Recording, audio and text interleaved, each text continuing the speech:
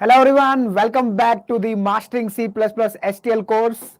My name is Punit Kansal and we are covering in this series the complete STL. Okay, so this is our fourth session in this series. And today we are going to cover Deque and Priority Queue in C++ STL. Okay, Deque and Priority Queue in C++ STL. So we have already covered various other topics also, but if you are new here, you don't need to worry. This session is independent session. This have nothing to do with the previous session. Okay, so today after this session you will be comfortable with this data structure and this data structure. These two data structure you will be comfortable. Okay, no prerequisite, nothing. Whatever we will learn here itself in this session. So just join it and complete it and you will be master. I have written mastering.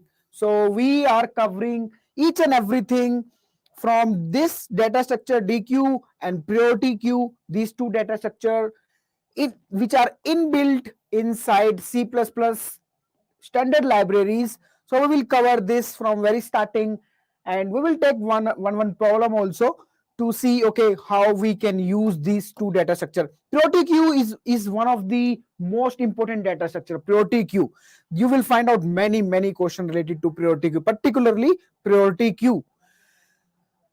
Okay, fine. So let me erase this thing.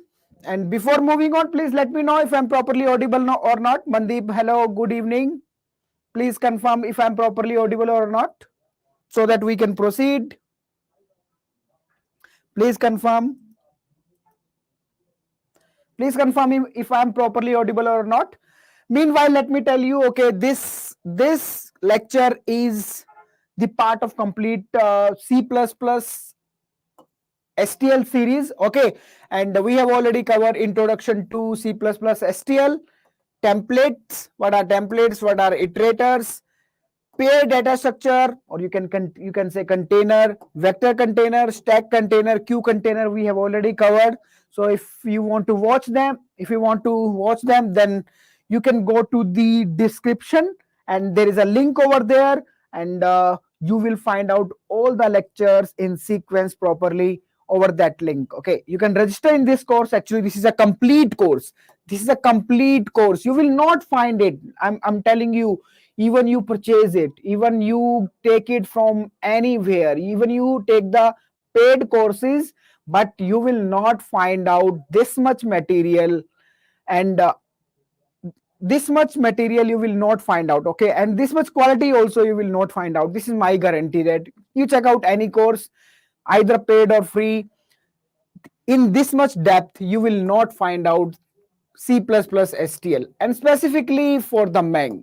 Nowhere you will find out. Okay, so you can register for this course. Link is in the description, and you will also get certificate. If you will complete all the lectures, then you will also get certificate. So you can register yourself.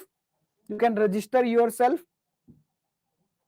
only prerequisite for every session here is that you need to reply. Okay, you need to think and reply. That is the only prerequisite.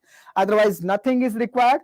Just come, sit and eat popcorns, and you can reply, you can think and keep thinking, and also bring popcorns with you. Okay, so you just need to think and you need to reply. Okay, fine. So today we will discuss about the DQ and priority queue. Fine. Okay, one more thing. Okay, before jumping to this, but these data structures, these containers, one last thing. Okay, if you are looking for, if you want to get placed in MAANG companies, if you are dreaming about and to go to the product based company, every computer engineer is think about to go to the MAANG companies, to the Google. If you also are thinking in that way, then let me tell you, this course will definitely help you 101%. Nobody can stop you. This course will 100% will help you. Even let me tell you, there are many product based companies, they will hire you only basis of if you are master in C++, including the C++ STL. So if you are master in that, they will hire you based upon this itself. Hello, hi Divya, nice to see you back. Hello, hi 559, Pawan, Kalyan. So I think Pawan, you are new here. Let me tell you, okay. So specifically for you, there is two steps to go to the MAANG company. Two steps. One is you need to be good at particular language, and second thing you need to be master at the DSA. Okay. So first step we are completing over here. I'm trying to make you master at C++ STL. First step will be completed here, and for the second step, let me tell you, I'm coming with the C++ mastering course. Let me show you. Let me show that course to you. So what you need to do, you need to go to the iNeuron website, iNeuron.ai, and here in the courses, if you will go to the courses in the boot camp, if you will go to the DSA part, then you can come to the mastering basic to advanced DSA course, and you can register for this course. So there is two steps only to go to the product based company. First thing, you need to be good at particular language. Second thing, you need to master the DSA. So first thing I'm covering already. You can register for that course on YouTube. And second thing, okay, you need to master the DSA. We are covering the DSA from very basic to very advanced in this course. You can register yourself in this course, and you can check out all the details over here about this course, all the curriculum and all that stuff you can watch. So we are covering each and every topic here. And the important thing is that, okay, in this course will be of 4 months. Okay, this is realistic course, means this is realistic goal oriented course. Actually, this is goal oriented course. Goal oriented means this course will 101% you will be in product based company. Nobody can stop you. This is goal oriented course. This course will go for 4 months. 4 months, because actually if I say you, I can complete the DSA in 1 month also, even less than that also, but that will not help you. That will not help you. So to complete this course I took 4 months, because at the end I want my each and every student to be in product based company. To make sure that thing, actually I also need time, means you people need time for practice. Until unless you will not do practice, actually you cannot go to the product based company. This is the reality. Even anybody say anything that, okay, I will complete everything in 1 month, 2 month, and you will be in product based company, believe me, that will not work. What will work? Consistency will work only. That is the only thing that will work. You need to work every day. You need to work every day if you really want to go to the MAANG companies. That is the only key. And in this course, for 4 months, I will keep telling you the concepts, precise concepts, exactly what is required, each and everything actually, okay, and in precise manner. So you will be learning the concepts for the 4 months, all the concepts starting from very basic to the dynamic programming, everything we will cover. And then every day I will give you the problems. Actually 3 problems I will give you every day. Every day, one is easy, one is medium level, and one is hard level. So 3 problems every day I will give you in the morning itself, and you will be having the time till the evening, and then I will give you the solutions also. So every day, if you will, every day I'm talking about for 4 months, when you will solve the problem from all the concepts, then we will covering each and every type of problem. Okay, then there is no reason that you will not get selected into the product based company. There is no reason will be left. I don't want to leave any reason that, okay, you after the completion of the course you are not in product based company. Okay, so just if you are honest, what I am giving to you daily, you are thinking, you are working over that, I can give you surety that nobody can stop you, because there is nothing left. You completed everything, you done all the practice, then there is no reason that you will not be put in product based company. Fine, okay. So you can register for this course. You can go to the iNeuron website, and you can go to the courses, and there in the DSA you can register for this course.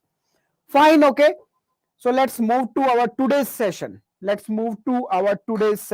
I'm going to my PPT back. Let me go to my PPT. So, okay, today we will cover the priority queue and queue. This is a priority queue is one of the most important data structure. You will find out 100 plus problem on the lead code from priority queue. From every platform, if you will check out every coding platform, you will check out priority queue. You will find out lots of questions which is asked in in the companies earlier. You will find out many problems. Priority queue is very important actually. So let's see how this data structure is implemented into C++ STL. C++ STL is standard library. So we can directly use this data structure. We do not need to implement it. We will just declare it. We need to know how to declare it, what is the syntax, and in how many ways we can make the priority queue, and what are the different type of priority queue, and what are the various functions, methods we can perform on the priority queue. After that, we can take some problem from MAANG company and we can solve that. That's it. Fine, okay. So let's start with the priority queue, which is very important data structure. So, okay, let me share the definition. I'm starting from very basic and going till the MAANG companies in every session. Do not need to know earlier anything. Fine, okay. Priority queue. What is priority queue? Priority queue is a container, a data structure. Is the priority queue is either is the max heap or the min heap. Priority queue is nothing, just the implementation of max heap and min heap. Okay. So if you know about the heap data structure, heap data structure is of two type. One is max heap, and another one is min heap. And these two data structures are implemented into C++ standard libraries with a different name. They give just different name to these two data structures. And what is the name they give to these two data structure? Priority queue. That's it. They just give a different name to these two data structure, and these are very powerful data structure. Okay, I will keep telling you what is the use of this data structure, because priority queue is nothing. There are two type of priority queue. One is max, one is min. So max is based upon max heap, min is based upon min heap. Fine. What you need to do, you need to ask me the question. Whatever question coming to your mind, you need to ask immediately. That will be requiring. Okay, whatever is coming to your mind, every question is very important. Don't need to hesitate. I just tell you that this data structure, priority queue data structure, is implemented actually based upon max heap and min heap. These are the data structure in the DSA, and these two data structure are implemented in C++ STL with the name of priority queue. That's it. Okay, let's see what are these max and min heap. Let's see what are these max and min heap. Whatever question coming to your mind, you need to ask. Okay, fine. So this is the min heap. What min heap says that? Min heap says that at every node, parent will be either smaller or equal to children. Parent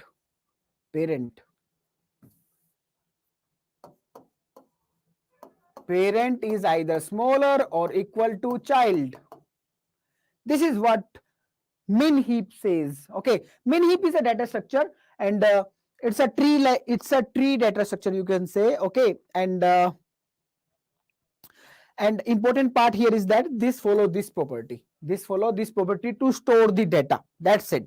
And this max heap follow this property. What is the property? Parent is greater than equal to child. Okay, like you can say that, okay, this is the new generation where parent need to definitely listen to the child. Okay, even a 1 year child also, they need to listen, otherwise that start crying. But here, okay, this is our old system where parent do not listen. Okay, even child is crying or doing anything, so parent have the higher priority.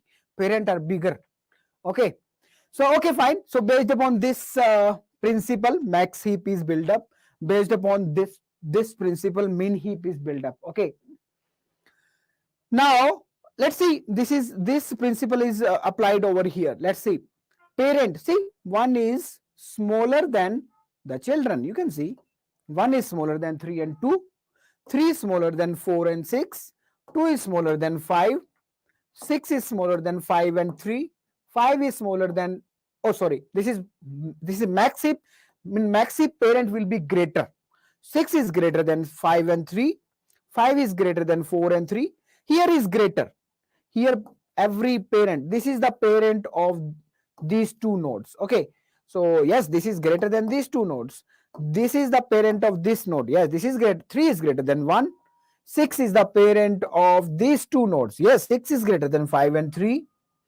Okay, and in min heap, parent should be smaller. 1 is smaller than these two left and right children. 3 is smaller than 4 and 6. 2 is smaller than 5. Yes, they are following the property. So yes, this is the min heap, this is the max heap, and these two type of data structures are implemented by default. They are implemented. We do not need to implement all this stuff. This is already implemented. Okay, inside the C++ STL, we will just directly use it. We do not need to implement. We will directly use it. Fine. But what is the use? But what is the use? But what is the use of this min heap and max heap? What is the use of this min heap and max heap? See, one of the best use. See, one of the best use is that if I ask you, if I give you min heap, this data structure, you store the element. Okay, I have a problem with me. I have a problem that every time I need to find out the minimum element. If I have a project with me in which I need to find out the minimum element every time, every time I'm asking who is the minimum student over here, who is the student who have the minimum marks, okay, in the class. Every time I'm asking like this, I'm picking him and throwing out of the class. Okay, every time I'm asking, then who is the minimum, who is the next minimum, who is the next minimum, I'm asking like this. So you will say that, sir, it's better you arrange the class, in min heap format.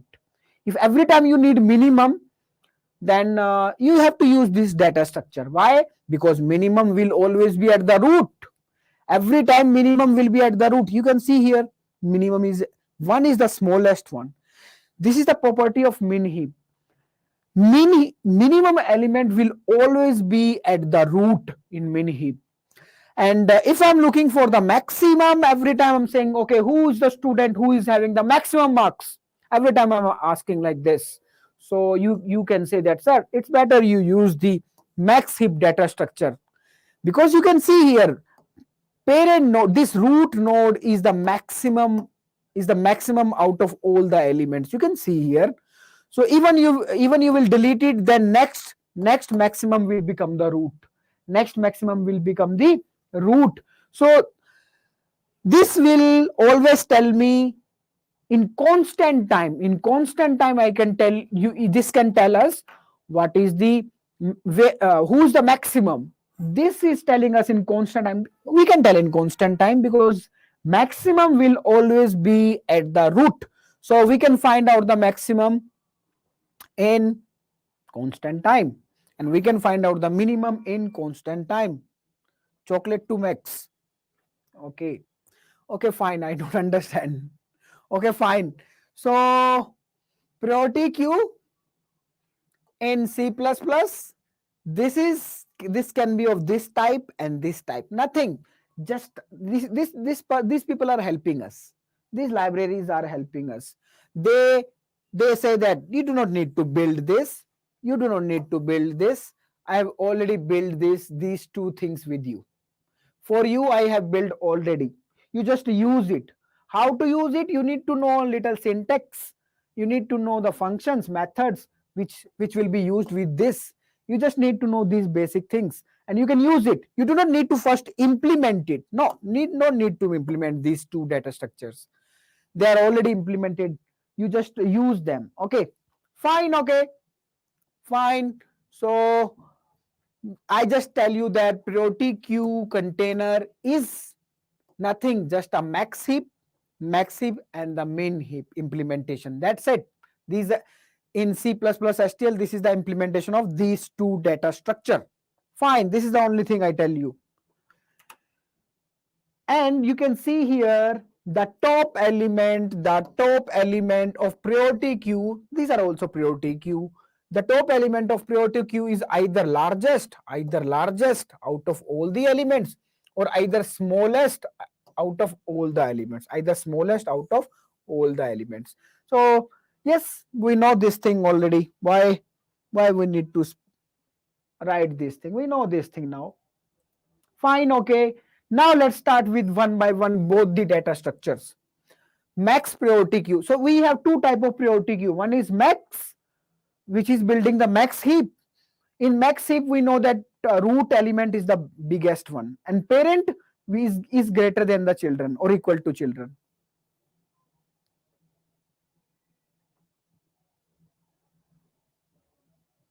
How does we implement? Okay, there is one question from Om Shukla. Shukla is asking us, Q is a linear data structure. Yes, you are right, Shukla ji. And you are saying that, okay, heap is non-linear. Heap is non-linear data structure. Yes, you are right. So how does we implement? Heap is actually we implement the heap. We can implement the heap in array itself. In the array itself, we can implement the heap. This is your max heap. This is your max heap. And where our array go? Let me bring back. Here is our array. So this max heap in computer, when you are implementing, then you are implementing like this. Actually, in computer, we are storing this max heap like this. Max heap you are storing like this. Means simple. First 6, then 5, 3, 5, 3, 4, 2, 1, 4, 2, 1. At the 0th position, you are storing 6, 1th, 2nd, 3rd, 4, 5. You are storing in the array only. You are storing the max heap or min heap in array only. Okay. But this is the sequence in which how you are storing the elements. Okay. Actually, by storing in this sequence, we can find out who is the left child, who is the right child. This can be find out easily. Okay. This can be find out easily. So we store in the form of array. Okay.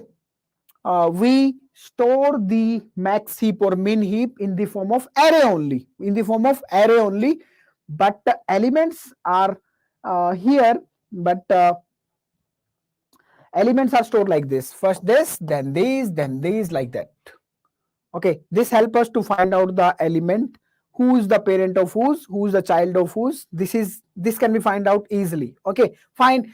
This the if you want to study in more detail, then yeah, this is the part of DSA, priority queue, not priority queue, but heap data structure. Okay, if you want to go in more detail in heap data structure is the complete part of priority queue, how to implement it. Here we are not implementing it. Okay, here let's keep it easy. We are not implementing it because this is already implemented in C++ STL for us. We just need to know the structure, how that looks. Okay, we just need to know. But you ask that, okay, how that is implemented. That is implemented again in the computer in array only. Actually, that is stored in array only. Okay, we can store the tree in array. We can store the tree in array also. We can store the tree in we can build the tree with the help of linked list also, and with the help of array only. Heap data structure we implement with the array. Fine. Okay. So we can store tree in form of array also, in form of linked list nodes also. Fine. Heap data structure we store in the form of array, because accessing the element become constant amount of time we can access the elements. Okay, we can find it. Fine, okay. Don't need to worry about all that stuff. Just right now, our motive is not to go how to build it. This is not our motive for session. Our motive is how to use it. Already inbuilt is with us. So let's use it. Let's use it directly. Fine, okay. So max heap. This is the max heap. We know that this is the max heap which we can build directly. How? Direct syntax is there. One direct syntax I will use. So by this is the syntax. Directly we can use like this is the keyword. This part is the keyword. We need to write it. Keyword, and this is the data type. Int is the data type. Data type. Which type of elements we are going to store in our max heap? Actually, this is the syntax for building the max heap. This is the name of priority queue. Name of priority queue. Okay, this is the name of priority queue. That's it. This is how we implemented the max priority queue, or you can say max heap, whatever you can call. That's it. We do not need to go further dive. We will dive, don't worry, in mastering DSA course. We will dive inside also how actually this is implemented, how we are accessing the elements, all that. But right now, okay, we have inbuilt data structure with us. Let's use it. Let's learn how to use inbuilt already available with us. Fine.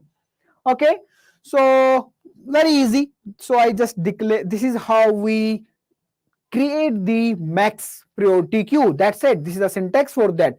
And by default C++ STL libraries are actually they provide the priority queue as a max heap.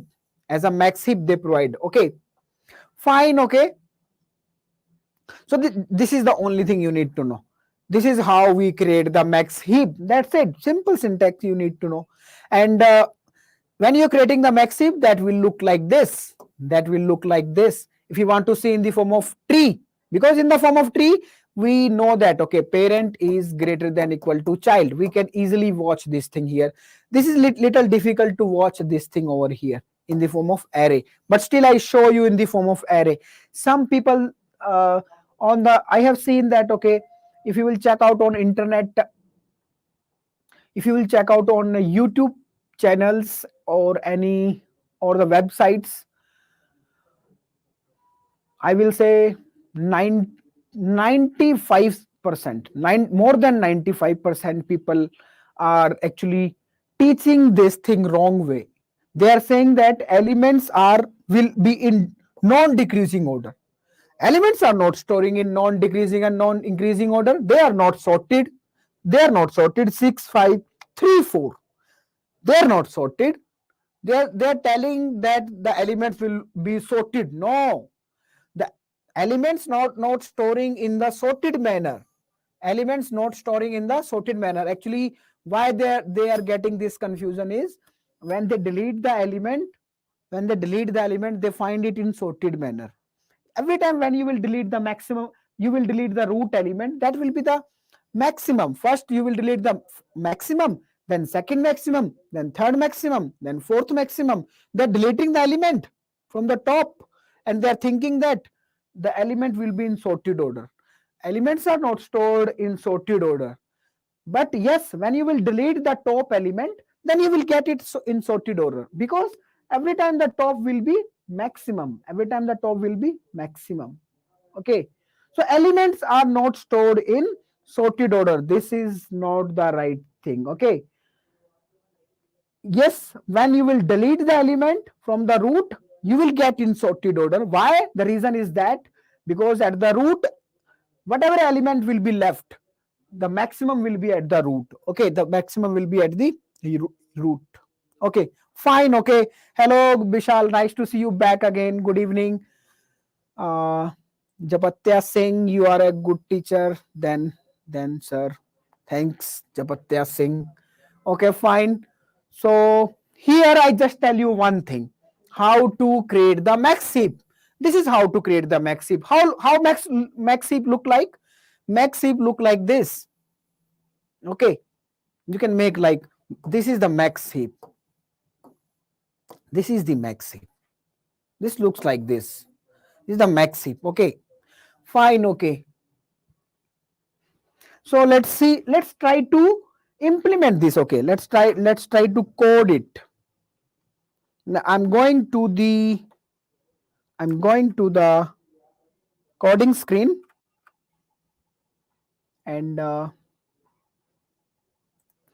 taking just online compiler. You can take any online compiler, and I'm trying to build the priority queue, max priority queue. Okay, so we already know the syntax. Okay, I'm directly taking the syntax. This is the syntax. I'm directly taking it. This is the syntax. Okay, we know that priority queue is the keyword, and that data type is integer, and name you can give anything. I just write max queue so that you can identify, okay, this is the max priority queue. Fine, we created the max priority queue. That's it, one statement. Now there is a function push. So with the function push, we can insert the element. So max underscore queue, this is the name of the priority queue. Dot, you can write push. There's a push function. You can push the element inside the max priority queue. Let me push any element. Okay, let me push 10. Let me insert 10 in this. Fine. So we inserted one element in. So directly functions are there. Push. We do not need to implement. We can use directly. So let's use them. Let me push 3 elements inside our priority queue. One more, one more, one more. Okay, 4 elements. And I'm giving different elements. Let me not give them in increasing order. So let me store 5 now. Maybe here I can store 25. I don't know. Or maybe I can store here 10. Maybe I don't know. So we store 4 elements. Just we push 4 elements into our max priority queue. How this should look like? Uh, Actually, how this should. So initially, actually, 10 was there. Okay. After that, you inserted first 10, then you inserted 5. So this is the max heap. So the element will be 5 will be inserted like this, and then 25. So okay, 25 will be inserted here. No problem at all. Sorry, this is the max heap we are building. So parent node should be greater. Now 25 will go here, 10 will go here. You don't need to worry how this is happening, because this is the part of mastering DSA. Still, okay, I'm telling you, this element will be inserted at this place, 10 first here, but parent should be greater. So 10 will come here, 5 will come here. Fine. So that's it. So you can see, let me draw the final tree. Do not need to worry about this stuff. Just I'm drawing the final tree. This is what internally is happening. We are storing the element. We do not need to worry. We know that the root will be maximum. Yes, the root is maximum.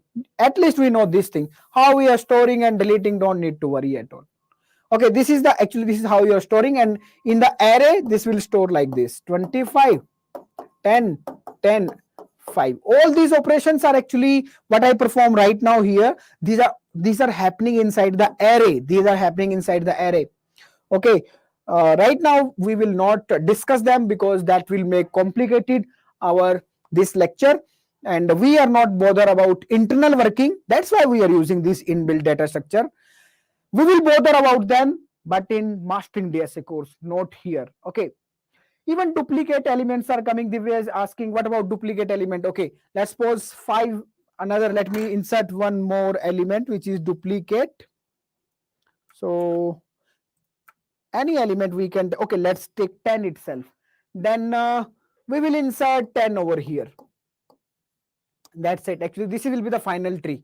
Parent can be greater than equal to children. Yes, no problem at all. Parent can already 10 10 was there. Duplicate element was there. So one more duplicate we inserted. Fine, no problem. No problem. And this 10 will be stored here at the last. Don't need to worry for today. Okay, this is not our topic. How internally this is working. Okay, this is not our topic today. We will learn this thing. Okay, but in DSA part, in mastering DSA, how actually this is doing all that stuff. We will do step by step, then you will easily will grab these things. Okay, you will find it easy. But right now the thing is that you just need to know one thing. You just need to know one thing, that whenever you are storing the elements, out of these 25 will be at the top, 25 will be at the root. Let me show you. There is a top function. There is a top function in priority queue. With the top function we can see which is the element at the top. So let me write the top. Let me see out the element from the max queue. From the max queue there is a pop function. I hope that is visible. There not I'm not popping. Top function, top function. Okay, so if this top function will give us the root element. One thing we know, that even we don't know how these elements are stored. One thing we know, because this is the max heap, the maximum element will be at the root. The maximum element will be at the root, and this must give output as 25. That is the only thing we need to know. That's it. So let's run it. So we must get some error. Why? Because we do not declare some header files over here. Without declaring header files, how we can use the priority queue? So just use this bits std c++.h. This will include all the header files. Do not need to worry. And another thing, just two things need to add using namespace std. This again and again, you do not need to write std double colon. That also don't need to write. Then you can run it. That's it. So yes, this is giving us 25. This is giving us 25. This is the top element is 25. Let's suppose I make it this 25. Let me make 2. Now what will be the top element? See, the top element will be 10. The top element, the largest element is 10. So let's run it, and top element is 10. Top element is 10. Yes. One thing we need to know, this is the max heap, and in max heap the largest element will be at the root. That's it. So we can directly push with the help of push. How they are inserted, we are not bothered. This is giving us the top element. Yes, this is giving us the top element. Top means the maximum element will be at the root. That's it. This is the max heap. This is the max heap. Fine. Done. Yes, Shukla says that in coding rounds, can we use these inbuilt functions? Yes, actually you need to use. the inbuilt functions. Okay, and in product-based company problems, in Google or in other MAANG company, definitely you need to use. Otherwise, this will be very difficult to implement your own queue first. First, you will build your max heap. Then you will use it, and your time will be over. You will be getting approximately to 45 minutes, 3 problems, and whole time will go to build the max heap. Use it directly. We need to use them directly. Yes, we need to use them directly. Fine. Okay, so this is the max heap. So we know now how to create the max heap, how to insert the elements, push function, how to see the top element. Other functions also are there. We will see them. But before that, let's see how to create the min heap. We know how to create the max heap, how to insert element in the max heap. Okay, at least this thing we know. Other functions we will see. All the functions we will see. But let's see about the min heap now. Min heap. So I'm going back to my PPT. So we know about the max heap now. Let's see about the min heap. That is the min heap. We know what is min heap. In min heap or min priority queue, parent is smaller than equal to child. You can see at every node, 1 is smaller than 3 and 2, 3 is smaller than 4 and 6, 2 is smaller than 5. And if you want to see them in computer, how this is stored in computer in the form of array. First this 1 will be stored, then 3 and 2, then 4, 6, 5. 4, 6, 5. This is how that is stored in computer. That's it. Actually, all the operations you are performing, they are not getting performed on this tree. The data is not storing like in the form of this tree. The data is storing in the form of this array only, and all the operations are happening on this array only. Okay, but they are happening internally. Let them happen, and when we will learn about them in master DSA, we will see them in detail. Okay, how we are replacing the element and swapping and doing all that stuff, we can see over there. Let's enjoy it right now. Let's just use it, and let's see where we can use them directly. Just we need to know what is min priority queue. This is the min priority queue, and this is in the form of array also, the same thing in form of array. Fine, this is a min priority queue. This is the only thing you need to know, and the minimum element will be at the root. This is the only thing you need to know. This is the best thing about it. Okay, this is giving us the minimum element in constant time. That is why this person is popular. This min priority queue is popular because constant time means constant time you are taking very means slightly. Constant time means you're getting selected in company. Nobody can stop you, because if you can extract the data in constant time, means nothing can be better than that. So here we are finding minimum element every time in constant time. So min heap is popular for that thing only. Constant time they are telling which is the minimum, and don't need to worry about this statement. Okay, so this is the syntax for the min heap. This is the how to create the min heap. Just use one syntax. We do not need to go write the complete code, all that. This is already implemented in the C++ STL. Just we need to write this statement to create the min heap. And here what is this? We know already. This is the keyword. This is the keyword. And this is the data type. What type of data you want to store? Data type in your min priority queue, like integer you are storing. Okay, and they add one more thing over here. So this vector is telling what is the base container. What is the base container in min heap? We need to mention like this. Means this is actually, I don't know, this is weird that okay, they asking us to add this thing here but not in max heap, but still okay. This vector means they are saying that this is the vector. This is the vector. Vector means array. So they are using this as a base container. Means they are using the vector to create the min heap. They're using vectors. They're using array to create the min heap. So this vector is showing that okay, we are using the vector as a base container to implement the min priority queue. Okay, and what is this? This is actually this up to here. Okay, up to here. What is this? This is actually comparison function, you can say, or you can say functor, not function, functor, which is actually helping, which is telling, just simply you need to know, this is telling to the compiler that we want to create min heap. We want to create min heap. This is the thing which is differentiating mainly. This greater, although this should be, they use the word greater. They should not use the word greater. I don't know why they are using the word greater, even though they are creating min heap and using the word greater. In complete C++ STL, they are doing like this. When they want to decrease the element, they are using the greater. They are just writing means other way.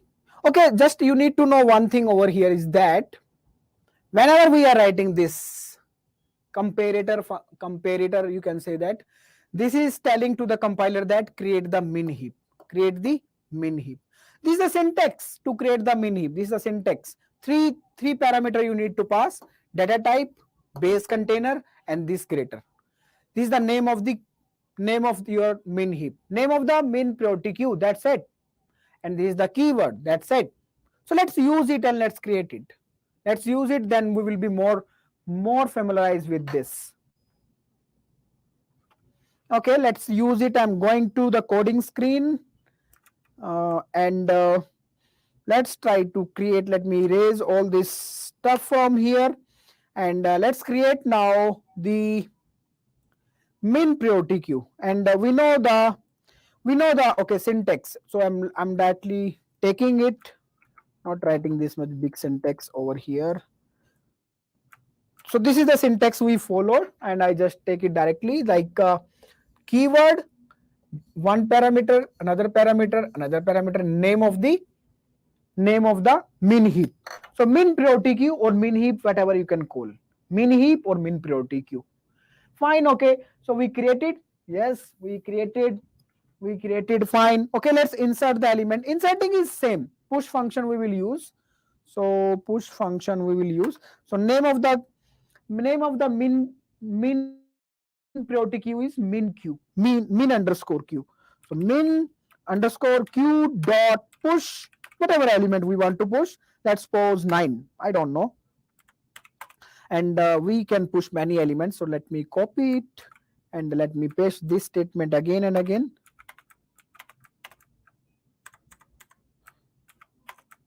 So we inserted some elements over here. Let me change the values also so that we can see one is here, and then in the next one let me put, I don't know, 20 maybe. In the next one let's suppose make it 90.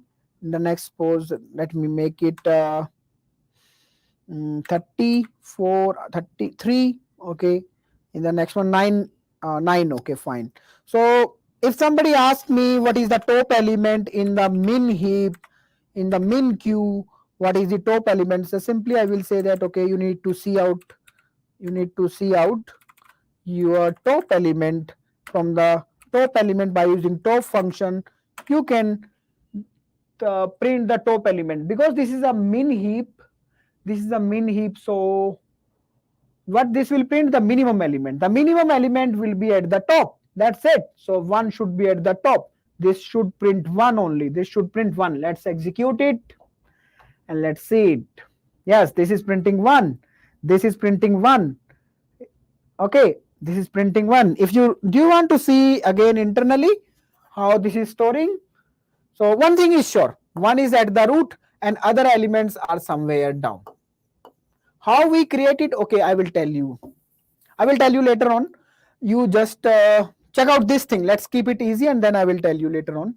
First thing you need to remember is that how to create the min heap, how to insert the element, and how to access the top element. Let's perform other operations also. Now let's perform all other operations which are most popular, which are coming in most of the problems on. I'm taking the reference of 2 platforms only, and that is the most I believe most important also, like lead code and code forces. There I'm using the functions which will be used 99.9%. okay, fine. So let me write some more functions over here. So let me show you. I think I should show you first. I'm going to my PPT. So this is our min heap. Fine, we know this thing, how to create the min heap. One statement, this big statement we need to write. That's it. And let's see different methods, functions used in this priority queue. So this is not DQ, this is priority queue. Priority queue. Okay. So push we already seen. We have already used this function push. And another element is okay, pop. This is to delete the element. We will use it now. Top we already seen. Top we already use. Push we already use. Pop we will use. Okay. Pop is used for deletion. Another one is size, to check out the size of the priority queue. Empty, to check if the priority queue is empty or not. That's it. These are the main functions which will be using. Okay. So let's implement. Only 3 are left: pop, size, and empty. Let's add them also in our. Let's try to execute them. Hello, hi Darshan. How are you? So if you are new here, you can. Today we are covering priority queue and queue. Okay. Fine. Okay. So top element we already printed. Fine. Now let's suppose I want to see the size also. So see out. Let me write in another line so that you can identify that. I'm just printing the size. So let me move a little bit this side so that you can see the screen. See out. Now size. See out the min q dot size. So what is the size means how many elements are there? 1, 2, 3, 4, 5, 6. So this should print 6. So let's execute it. Oh, first this will print 1, then 6. Maybe we can write and L so that the answer come in next line. So now let me execute it again. So and I'll just add it to so that answer come in next line. So 1, 6. 1 is coming from here. Top element is 1. Minimum element is 1. This is the min heap. And what is the size? 6 elements are there. 6 elements are there. Size function done. Now let's see the empty function. Let's see the empty function. Okay. Let's print all the elements. And let's print all the elements in our min heap. Let's keep the and delete them also. Okay, delete with the pop. So while our min heap min q is empty, min q dot empty, until this not become false,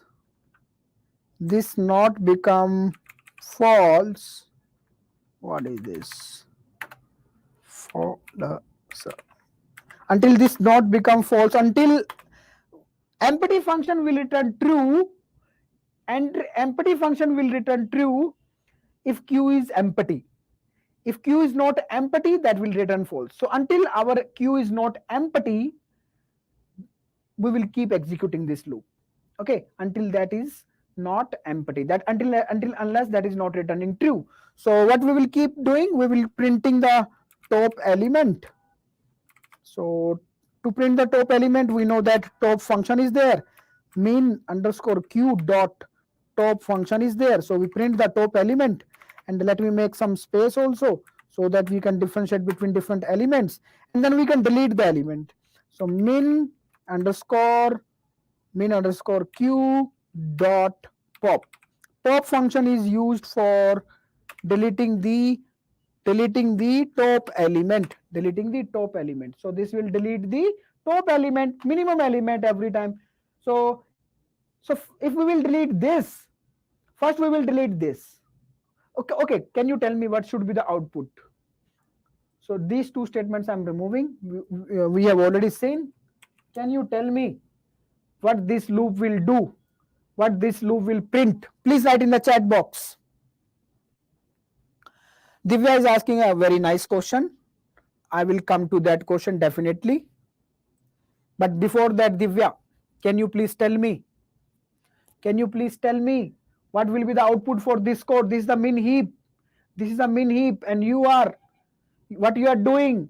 You are until unless your queue is not getting empty, you are taking the top element and printing it, and then deleting the top element. So what this will print? This loop will print. Can you please write in the chat box? Can you people please reply? Can you please reply in the chat box? Can you please reply in the chat box? So yes, that will be actually first smaller, second smaller, third smaller, fourth smaller. Actually, when you will delete the 1, then who will be at the top? Then 3 will be at the top. When you will delete 3, who will be at the top? 9 will be at the top. Then next 9, then 20, then 90. So yes, and this is the reason actually the people are making mistake on the websites, even on popular websites I see, and on almost every YouTube channel they are saying that because they are getting in decreasing order. See, they're getting in decreasing order, and for the max heap they will get in increasing order. They are thinking that the data is storing in increasing and decreasing order. No, data is not storing in this manner. Data is not storing in that manner. Data is storing in the form of min heap and max heap, and min heap and max heap are not stored in increasing and decreasing order. Okay, this is why this is showing in decreasing order, because every time you are deleting the top element will be first minimum, then second minimum, then third minimum, then fourth minimum. That's why this is printing, and they are thinking that this is how data is stored. That's why the data is coming out like this only. No, modifications are happening. Modifications are happening after every deletion. And after performing some dance in the tree, we need to make the tree dance. When the tree will dance, then the smallest will automatically come upside. How that will dance? Okay, I will show you. But right now, we know different. Till now, we know that one thing we know, priority queue is of two types, min heap and max heap. Min priority queue or max priority queue. And we know about the structure, how they look like. Means in min priority queue, parent is smaller. In max priority queue, parent is greater, maybe equal in both the cases. And now you know how to create them. You know the syntax. This is the syntax for min priority queue, how to create the min priority queue. And you know the syntax for max priority queue also. Just remove this stuff. This up to here. So these two parameters need to remove. Okay, then that is the syntax for max priority queue. Fine. And if we check out various function, push, pop, size, empty, top. So we find out various functions also. That's it. This is what we have covered till now. This is what we have covered till now. Now, so let me take your question. When we print in descending order using min priority queue and vice versa, can we print in descending order using min priority queue? Okay, this is a one question I'm taking. Okay, first of all, then I will come Divya to your another question of why this is taking log n time. But before that, okay, I'm taking this question. You are asking, can we print in descending order? See, let me tell you one thing. Let me tell you one thing. First thing, you can do whatever you want. This is the data structure only. Okay, you can do whatever you want, but the time complexity will increase. The time complexity will increase. See, in min heap, I'm making some two statements. I'm making. Okay, these are very important statement. First statement, in min heap I'm talking about. In min heap, finding the minimum element take constant time in min heap. Okay, in min heap, finding the minimum element out of all the element take constant time, because we know that will be at the root only. That will be at the root. Second statement, which will give the answer to your question also. Second statement, in min heap itself, still in min heap, finding the maximum element will take order of n time. Because I don't know where is the maximum. I know only the minimum. Minimum is at the root in min heap I'm talking about. In min heap, minimum element is at the root. I'm taking constant time. But you are asking me to arrange in decreasing order. To arrange in decreasing order, I need to find out maximum, second maximum, third maximum, fourth maximum, and so on. In min heap, if we are talking about, you have written min priority queue, min heap. So in min heap, yes, you can find, but the complexity will reach 2 for finding one maximum n, next maximum n plus 1 plus n plus 2, n plus 3, that will be n square. That will be how much? N square time you will take. Okay, to show the element in decreasing order. Okay, and here you are printing every element in constant time. So again I'm repeating last time. In min heap, finding minimum element take constant time. Finding maximum element, order of n. Finding maximum, order of n. So it's not a good idea to use the min heap for finding maximum element. It's not a good idea. Similarly, in max heap, finding the maximum element, how much time? Please write how much time we will take to find the maximum element. Please write in the chat box. Finding the maximum element in max heap, how much time you will take? Can you please write? Can anybody write in the chat box? Please write in the chat box. How much time you will take to find the maximum element in max heap? Constant. Yes, you people are right. Because you know that maximum element is at the root. Maximum element is dancing at the root. You can catch easily in constant time. Okay, but if I ask you another question, can you tell me in max heap where is the minimum element? How much time you will take? Finding minimum element in max heap, how much time you will take? Please write. Finding minimum element in max heap. This is interview question I'm asking to you. These are the interview question I'm asking to you. Finding minimum element in max heap, how much time? N time. That will take N time. I don't know. I need to search all the elements. I need to search all the elements. Okay. So that will take. So it's not a good idea. It's not a good idea. Okay, fine. Fine. Okay. So now we understand min heap, max heap, min priority queue, max priority queue. Fine. So let's now add some more information. So we gone through the different functions. These will be 99.9% will be used. There are some other functions also, but why making so much complicated if they will use only 0.01%? So when they will be used, we will see them then only. Fine. Okay. Now I'm coming to one thing I want to tell you is that this is also very important. Written downside is that is not visible. Okay, just a minute. Now that is visible, I think. Okay.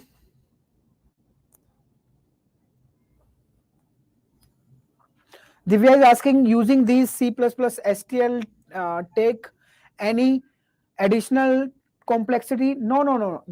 See, C++ STL means library. These are library. These are already coded.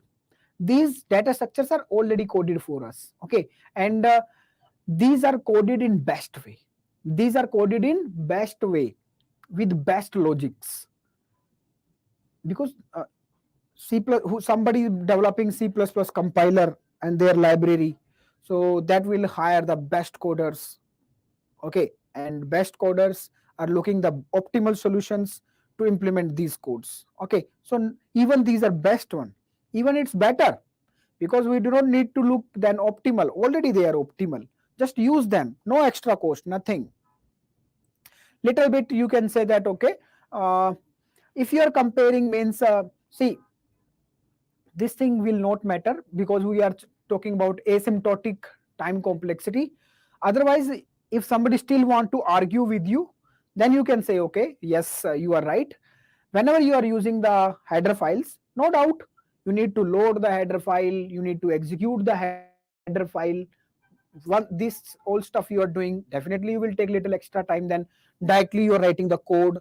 Okay, directly you are writing some code and executing, definitely that will take less time as compared to you are loading it, we are bringing it first, and then for bringing into the RAM, then executing it, then definitely little bit extra time that will take. But constant, that is asymptotic point of view, that is not making any impact.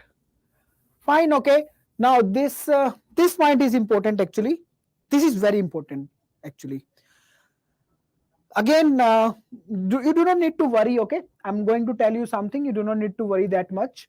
I'm just telling you one thing is that you can directly take this point, and you do not need to learn anything from this slide. You can take this point and you can go home. That's it. What is this point? Building min heap and max heap. I write two statements to build the min heap, one for building min heap, one for building max heap. I just write one syntax. Actually, that syntax will take order of n time. Building min heap and max heap will take how much time? Order of n time. Building min priority queue or max priority queue will take order of n time. And this is the best optimal solution actually. And actually, we will study in the master DSA classes Heap 5 procedure. Heap 5 procedure, with the help of Heap 5 procedure, we can build the min heap and max heap. Okay, let me show you. So let's suppose you have some elements with you. I don't know, I'm taking randomly 90, 70, 10, 50, 60. You can give yourself also. Maybe you are not believing me. You please give me some elements, otherwise you will not believe me. You please give me some element. Can you please give me some element? Sometimes people don't believe me. They say that, sir, you are using the same predefined data. Okay, 5 is there. Divya is coming with 0. Okay, fine. So next one maybe 25 or maybe 100. I don't know how Divya is choosing all these elements. So let me add some more over here. 35. Okay, let me add one more. Maybe 45. Fine, okay. So first of all, okay, let me present them in the form of a tree. So first 35, then 90, then 70, then 10, then 50, then 65, 60, 5, 0, 25, 0, 25, 145, 145. Okay, so this is not a min heap and max heap. Okay, because you can see that this is not a min heap because here parent is, you can see parent is greater than the children, and this is not the max heap also because parent is smaller than the children. So this is not a min heap, not a max heap. So how to convert it? Actually we use the heapify procedure. Heapify procedure is telling just that, okay, compare these element with the parent. So this is the parent, okay, first parent. If you will see from the downside, see, this is not a parent node, this don't have any child, 45 don't have any child, 100 don't have any child, these 5 also don't have child, 60 also don't have child, 50 having the child. So let's suppose, let me create the max heap. Let me create the max heap. So we will compare with the children, whoever will be greater, that will become the parent, and we will swap it with the children. With the next parent, we will keep moving like in this way, then this, till the root.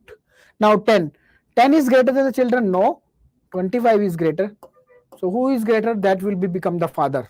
Okay, so now next is 70. 70 is saying I am already your father, I'm greater than you. Okay, 90 is saying that I want to be father, but 100 say that no, you cannot be the father, I am the father, I am 100. So 90 say that, okay, 90 again ask to the next children, can I be your father? They accept, okay, you become my father, you are greater than us. For 50 and 45, last element 35. So 100 says that you please come down, you please come down. And 35 again asking to these two. 90 say that you please come down. 35 again asking to these two. 50 say you please come down. 50 is greater than out of these two. So 35 will come here, 50 come here. So that's it. We done it. And if you will see, let me draw it. 100 is here at this node. 90 is here. 70 is here. 25 is here. 50 is here. 60 and 5. 60 and 5. And 0 and 10. 0 and 10.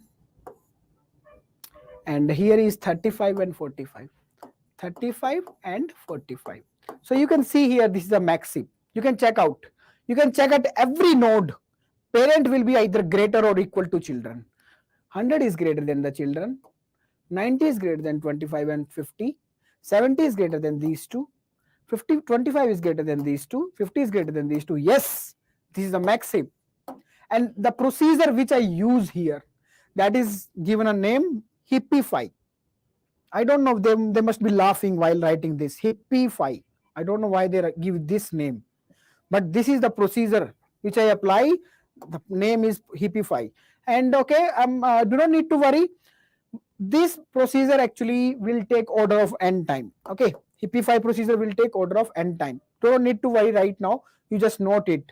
Otherwise, this will be requiring half an hour more to prove you that mathematically how this is taking order of n time. Okay. So right now you can just note that, okay, I just show you how to build max heap. You can build min heap also. So rather than sending the larger element upside, send the smaller element upside to the parent side. That's it. That will make the min heap. Okay. So this is how we make the min heap or max heap by using heapify procedure, which take order of n time. That's it. That's it. Fine. Okay. One thing I want to tell you is that just note one important point, that building the min heap and max heap take order of n time. Okay, note this thing. If you don't understand anything, don't need to worry. Okay, I already tell you, because this is not the part of STL.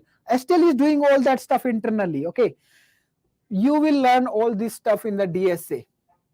This is not the part of STL. STL is just telling this thing. Building will take you this much time. And there was one more question from Divya. Divya was asking that, okay, it's how you are saying that, okay, insertion and deletion will take log n time. Yes, insertion and deletion takes log n time actually.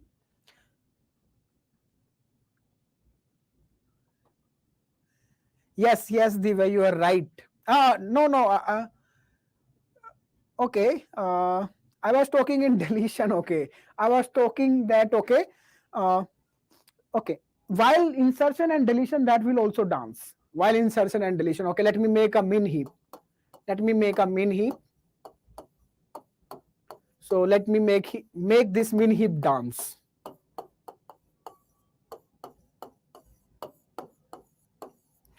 Okay, let's suppose I want to add, this is a min heap. Okay, you can check out, parent is smaller everywhere. Let's suppose I want to add a new element 5.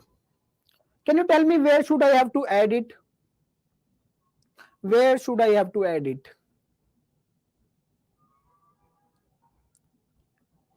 Actually, I cannot add it directly to the root. Okay, I cannot add it directly to the root. I will add it here. I'm just telling you the algorithm, right? I'm not going in detail right now. I'm just telling you. First of all, we will add it here, okay? Because there is some property behind the scene, like this must be a complete binary tree. Every heap is a complete binary tree. That's why I'm adding over here, so that this do not violate that property. After that, again I'm applying the heapify, which is the dancing procedure. See what heapify do? Parent will be smaller. This is the min heap.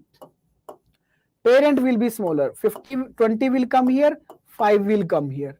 Now 10 will come here, 5 will come here. That's it. 5, 10, 30, 20, 50, 60, 70, 80, 40. So now this become the min heap.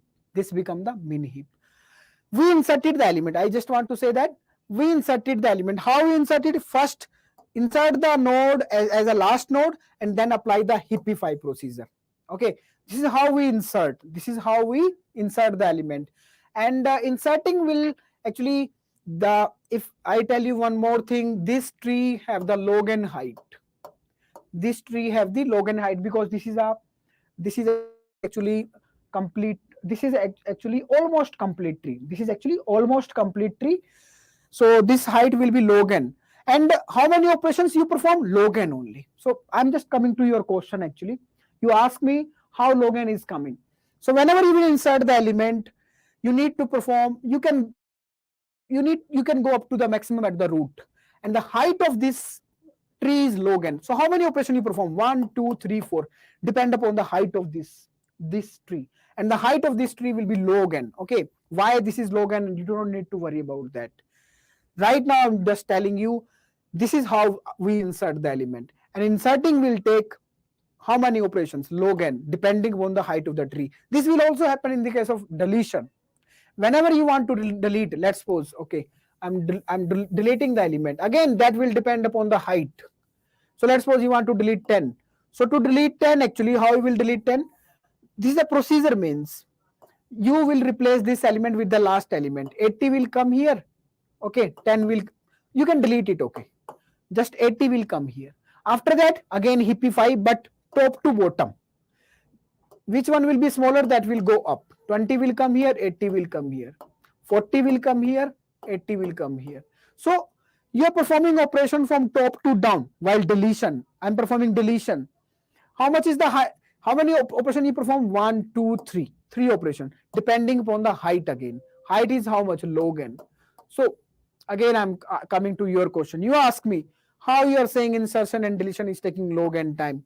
Actually, this is the procedure to delete and insert the elements. Okay, and the height of this tree, height of the heap will be log n only, and due to that, actually, this is taking log n time to delete and insert the element. Okay, just take it lightly right now.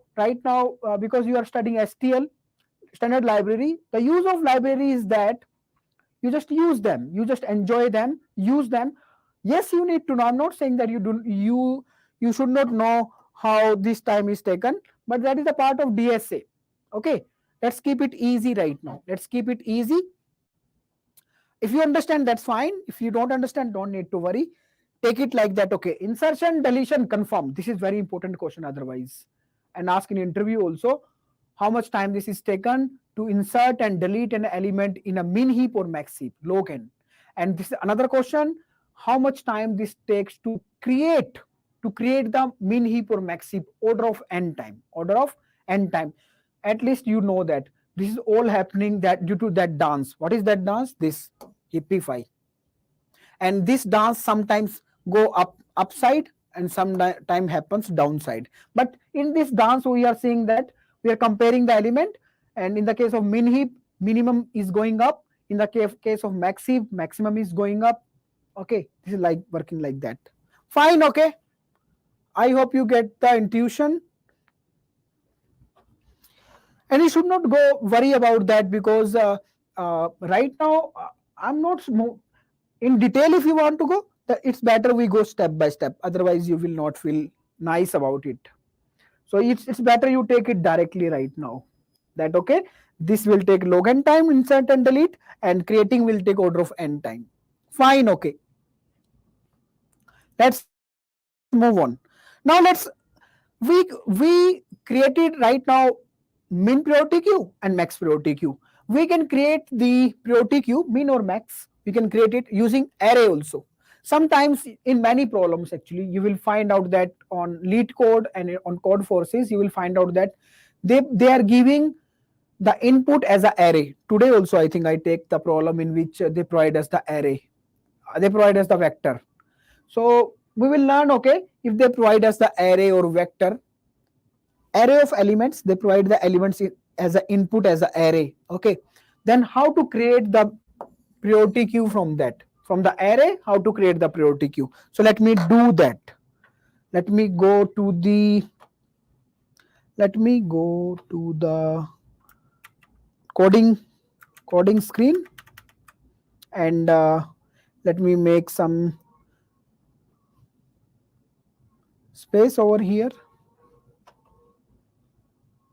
So let me delete all this stuff. Now our screen is empty.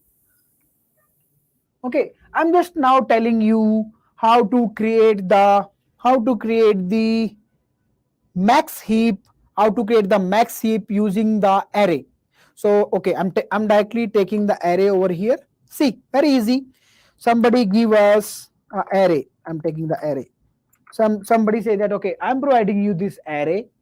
Can you create please one max priority queue from this array? So what we need to do, I'm just telling you the syntax. You need to know one thing over here. You need to know the size of this array. Either take it directly or you can calculate it by using this formula. Okay, I'm showing you the formula also to find the size of the array.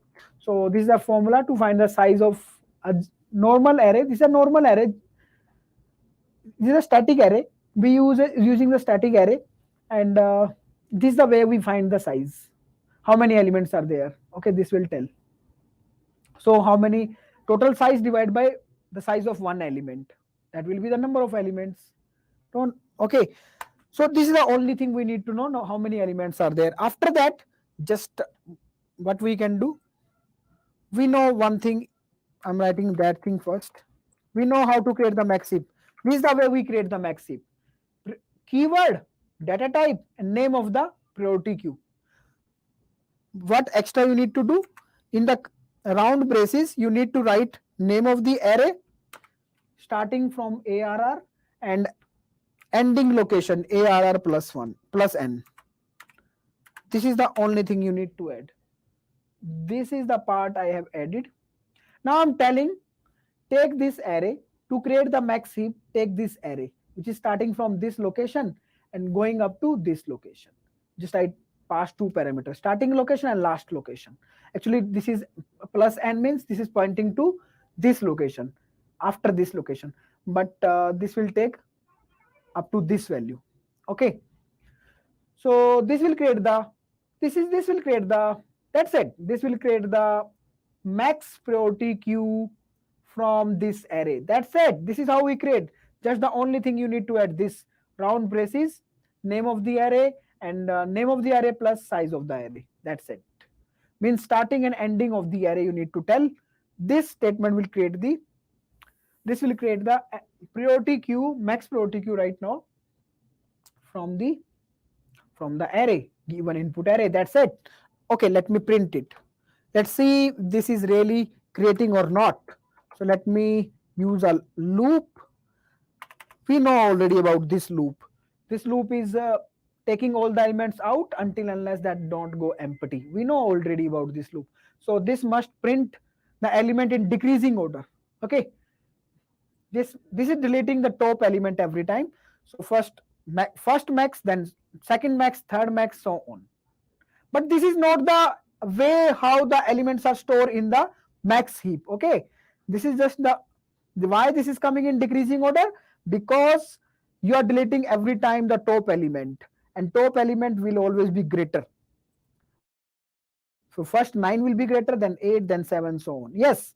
So just I tell you right now, that okay, how to create the max priority queue from array. That's it. This is the only thing I tell you. This is the only thing I tell you. We will use it actually. One more thing let me tell you. One more thing we will use actually. And let me go to the PPT. We learn now how to create the priority queue using array. If somebody provide us an array of elements, how to create the priority queue from that. And we need to know also one more thing, how to create the priority queue from vectors. Vectors are dynamic array. Vectors are the dynamic array. So let's create that also. Let me go to the coding screen and okay, let me make it blank so that we can easily identify what is happening over here. So now nothing is over here. Now, okay, I'm taking a vector. Coming back here on coding screen. Here is my vector. So I just take a vector, and these are the elements are in this vector dynamic array. And now this time I'm creating the min heap so that you do not so that I can say that we can create any min heap or max heap, and anything we can create. So right now I'm creating the min heap. So I'm writing a syntax for min heap. Let me make some space over here, and this is the syntax for min heap. You know that keyword and 3 parameter, int, vector, and greater. These are the 3 parameter you need to pass to create the min priority queue. Just you need to pass the beginning of this vector. By begin, you know the begin function, and you know the end function. End function will point out here again. Okay, so yes, you are passing the starting and ending of the array here, and this will create the priority queue, this time min priority queue, because I use the syntax of min priority queue. If I will remove this and this part, this will create the max priority queue. Okay, so yes, we're done. We created the min priority queue from the vector. That's it. This is how we create the min priority queue from the vector. Now let me print the element to show you that yes, we are dealing with the min priority queue. Yes, that is created. Just I'm deleting all the elements one by one. Now this will be in increasing order because this is a min priority queue. So let me run it and let's check out. Yes, this is in increasing order. 5, 10, 15, 20, 25, 40, 50. Any doubt is coming to your mind, please don't hesitate. Keep asking the doubts also. That is more important. Just I tell you now 2 things, how to create the priority queue using the array, simple array, one thing. And second thing, how to create the priority queue using the vectors. If somebody provide you vectors, because you will find out this thing in many problems many problems. They will give you the input either in the form of simple array or either in the form of vectors. So you need to, if you want to use the priority queue, you need to create the priority queue from these elements. So this is the syntax to create the priority queue from the vector. Fine. Fine, okay. Now I'm going back to my PPT. Any doubt, please ask me. I'm moving on otherwise. Now, let's solve a problem. This is a problem from LinkedIn. Let's solve this problem using the priority queue. Let's use the priority. I take this problem from the lead code. You can check out with the name of kth largest element in an array.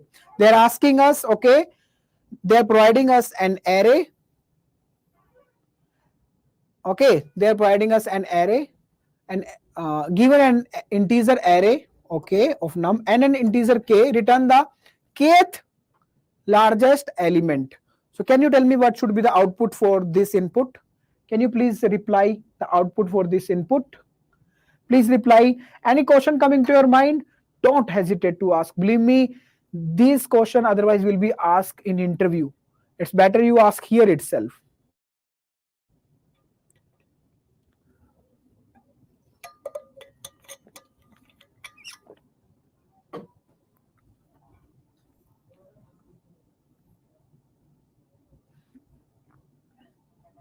For this type of questions, you do not need to build the min heap or max heap from scratch. You should not build. Otherwise, you will not able to. For the product-based company problem, you have to use the library only. Wherever you can use the library only unless he do not force you that no, I want to write the code from scratch. And I don't see anyone asking this question. Until unless they will, the question is this only, let's create the min heap. This can be a question. Let's create the min heap. Then you need to create the min heap. Then you cannot say that, okay, then you cannot say that, okay, priority queue int, name of the priority queue, created sir. You cannot say like this. Until unless this question is not there. For every other question, if you can use the library, you have to use the library. You have to use the library. They will also expect you to use the library, okay? Because in actual life also, whenever you will build the project, you need to use the library only.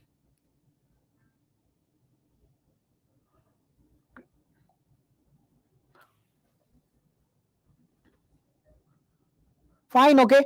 The answer here is, which is the second largest element? First largest is 6, second largest is 5. So how we can solve this problem? One solution I'm giving from my side. One solution can be, I can sort this array.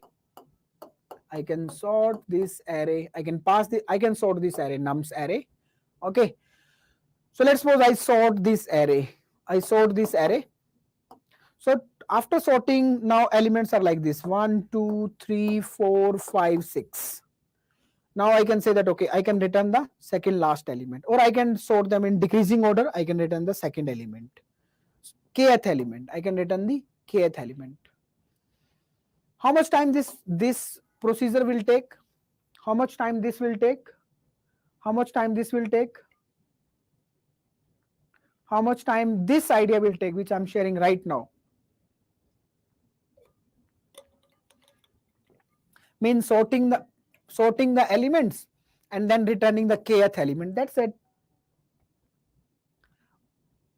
This will take n log n time. This will take, because every time if you will sort the element, sorting will take n log n time. Accessing that element will take constant time. Accessing that particular element, kth element, will take constant time, because this is an array only. But total complexity is n log n. So one way to solve the problem, fine. Can we improve it? Yes. How? Maybe we can use the priority queue. We can use the priority queue. So what we can do? We can make the priority queue from this. Okay, we can make the priority queue. First step is make priority queue from array. From given array, make the priority queue. Second, delete k minus 1 element. Okay. Third, return kth element. That's it. How much time this will take? You know that building the priority queue take order of n time. You already know this thing by using Heapify procedure. Deletion take how much time? Deletion of one element log n. One element deletion log n. How many elements you are deleting? K minus 1. So k minus 1 into log n time for deletion. Returning kth element constant time. How much is the total complexity? Let me write n plus this. Okay, I'm removing the constant k log n plus 1. So this is actually you can write these two terms. So this is actually smaller than n log n because we are assuming that okay n is very very large than k. Okay, if n is very very large than k, then this is smaller than n log n. Okay, fine. So this is one another way to solve this problem. There is some other way also to solve this problem in order of n time also, but I'm not covering that because that is not relevant for priority queue. Right now we want to learn the priority queue. So let's try to solve this problem using priority queue, what we discussed right now here. How to solve it? Let's try to do the same thing.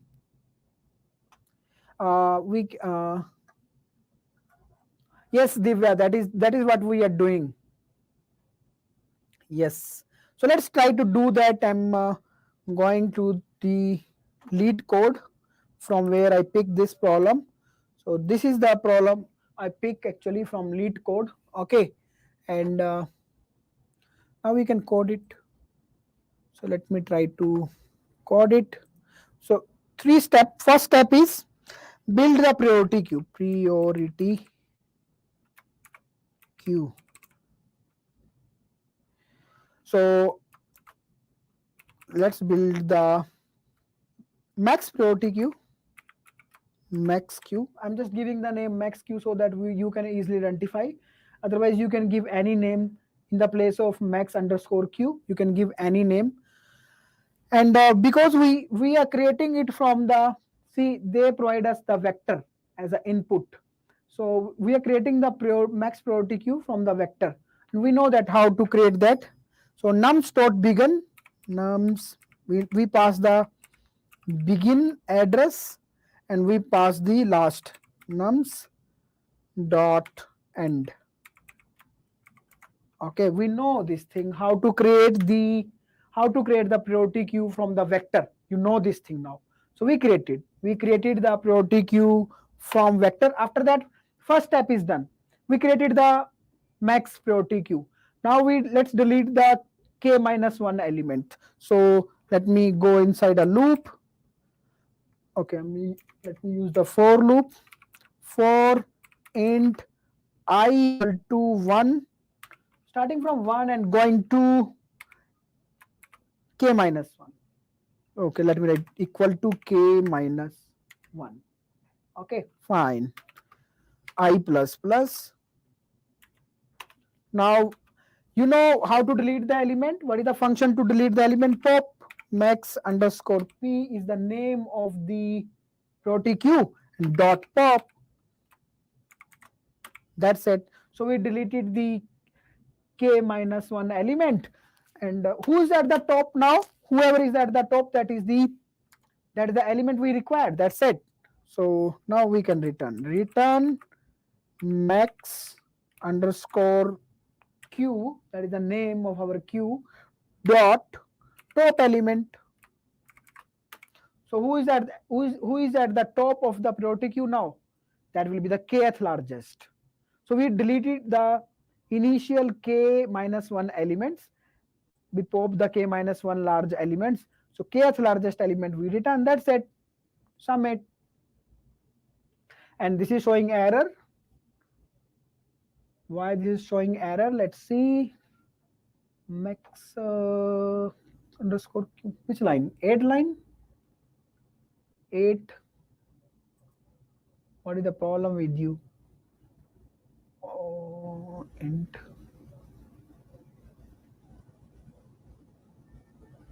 What is the problem? Let me check out.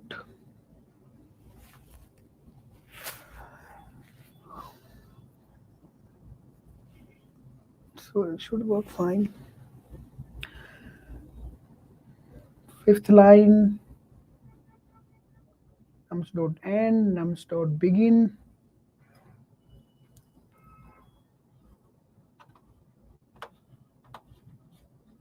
Array is dear, array is num. Array is num. Vector we are taking, okay? Vector starting and ending we pass on that set.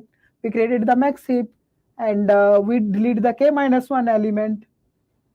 K minus 1 element we delete and we return the max. Where is the, did you mean max underscore q? I think I just make some writing mistake anywhere. Max underscore q, max underscore q. Oh, I write p. I write p over here. That should be q. I write p. That is q. That should be q. Okay, fine. Let me submit it again. Yeah, it's working fine. So we discussed the 3 steps only. We created the max heap from the vector. We deleted k minus 1 element and we delete the last element. We return. That's it. So yes, we solved this problem using the, yes, that was the naming problem, Divya. Yeah, you identify. Fine, okay. So this is the, we solve the problem using priority queue. You can solve this problem using min heap also. You can create the min heap, okay, and you can keep deleting the element until you will not reach to the kth element, okay. So and you need to go till the n minus k, n minus kth element. So first smaller, the second smaller, third smaller, until you will not reach to the kth largest they are asking. So you need to delete according to that. Fine, okay. So this is one problem we solved. Now let's move on to our, okay, what is the problem, okay, why we are deleting these elements. You are asking why we are deleting these elements. See, somebody give me the array, okay, let me go to the description and let me take the input. So let me take this input. For this input, if we will create the max heap, we are creating the max heap. So how that will be look like? One thing is sure, 6 will be at the top. After that, the tree will be there. One thing is sure, okay. For this array, with this statement, you created this max heap. And you delete this 6 now. You delete the 6. After deleting 6, what will happen? 5 will be at the root. 5 will come at the root. When you are deleting the root element, second largest element will come to the root. 5 will come to the root. You delete again 5 also. Let's suppose you want third largest. Third largest will be 4. Okay, then 4 will come at the root. So how many elements you delete? You want to find third largest. So you want to delete 2 elements, 3 minus 1. So up to k minus 1 you will keep deleting. When 4 will come at the root, you will return. You will return. That's it. Is that clear now? Is that clear now? Just created the max heap and deleted. We want to find out the third largest. So we deleted the 3 minus 2, 2 large elements, so that the third largest comes at the root. Once that will be at the root, we will return. That's it. Fine, I think. Yes, that is clear. Great, fine. Now let's move to our PPT back and now let's talk about the DQ. Deque, another data structure in C++ STL. So let's talk about it. Priority queue is finished. Priority queue is very important, and we covered that. Min priority queue, every aspect we covered. We covered each and every aspect. You do not require anything else. Believe me, you do not require anything else. You can go and solve the problems. Go to the lead code, go to the code forces, select the priority queue, start solving the problem. Okay. Maybe you for internal working, that is also not that much required for many of the problem. For some of the problem, okay, hard problem, do not go to the hard problem. Maybe you can solve right now easy problem. Then you can go and solve the easy problem. At least for some medium or hard problem, you need to know, okay, how the backend, the things are happening. That is the DSA part. Fine, okay. Let's talk about another data structure, another container, Deque. So Deque look like this. Deque is a queue only, queue data structure. In queue, we know that deletion happens at the front. At the front, we delete the element, and at the rear, we add the element. This is what we do. This is what we do in the queue. But in Deque, we can perform both the operation, addition and deletion. Both can be done at front and rear. So I can add and delete both at the rear and at the front in Deque. Okay. So this is the difference between Deque and queue. In Deque or double-ended queue, we can insert and delete at both end. We can insert and delete at both end.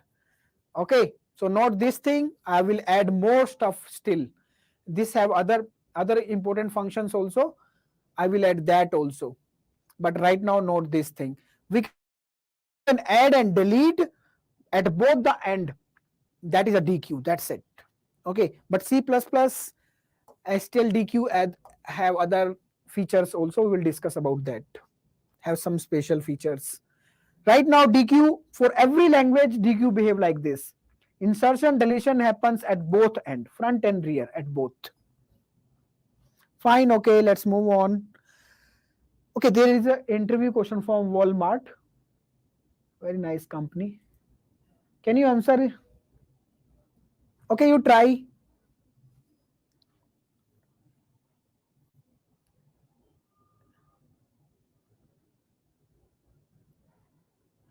Deque need not be sorted. Queue data structure need not be sorted. Queue data structure need not be sorted. That is not compulsory. Mandeep. Fine, okay. Can you please answer this question? Try it. Doesn't matter if you are telling wrong or right, because I don't tell you. You can say that, sir, you don't tell me. This is your fault, you can say. You don't tell us and are asking the questions from the product-based companies. Okay, fine. So Divya is saying no. Let's see what is the question. Can we access an element randomly in C++ STL Deque? In queue data structure, we cannot access the element randomly in the queue data structure. We can access only from the front, and the rear we can insert only. This is how queue behave. In Deque, both end push and pop you can perform. But the question they are asking is, can you randomly access any element? Let's suppose 6. Can you access directly 6 directly? Directly they are asking to access the 6. Yes. In C++ STL we can do this. This is the extra feature. Yes. This is the extra feature added by the C++ STL. Not by other library, Java library and other library. I'm talking about C++ STL library. They have added this feature also. Actually, the implementation, internal implementation of Deque is such like that you can perform random access. Even one more feature, one more very important. Actually, that is the real question these people want to ask. This is not the real question actually they want to ask. They want to know if you really know how Deque is implemented in C++ library. This is the main question actually. question back to back. This is another question. If yes, actually we can access in C++ STL, we can randomly access the elements. Then they're asking, okay, you can access the randomly any element, but how much time that will take? How much time that will take to access randomly any element? That will take order of 1 time. The the only person who can answer this question is who know how actually DQ is implemented. Okay, they can answer only. So the motive of this question is to check if you know how internally this is made up. Similarly, they can ask the question like from priority queue also, relating to the priority queue. If the priority queue elements will be stored in increasing order or decreasing order? Actually, no order. They are not storing in increasing and decreasing order. They are storing in like such a way that in min heap parent will be smaller, in max heap parent will be larger. Like this way they are storing. They are not storing in increasing and decreasing. But yes, when you are deleting, then from the top, then definitely they will be either in increasing or decreasing, because every time you are deleting either smaller or either greater. So here also they just want to check if you really know. So right now you can note that, okay, yes, we can access the element randomly in DQ, one thing. Second thing, the time taken will be constant. So this is the means a nice question. How the DQ is implemented? If that is taking constant time. So we will talk about that. Okay, we will talk about that. It's not using array. It's not using it's not like you are just take an array and you're using that. No, the structure is not like that. We are not implementing the DQ using array. We are not implementing the DQ using array in C++ STL. This is different structure. Even I think Divya, you asked the same question yesterday. I do not take that because at that time my motive was not to means to divert, because that will take time to explain how internal working is happening. That's why I do not take. I think you asked the question how DQ. So today, okay, you can get the answer of that question.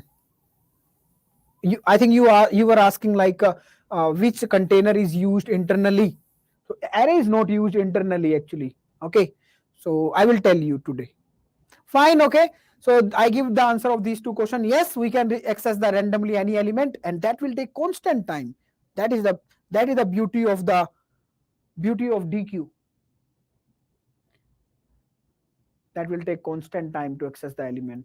How? That we will know. But before that, let's go easy. Let's first of all see again the same things. What is the syntax? What are the functions? Let's use it first. Then we will go in detail. Okay. Let's first use it.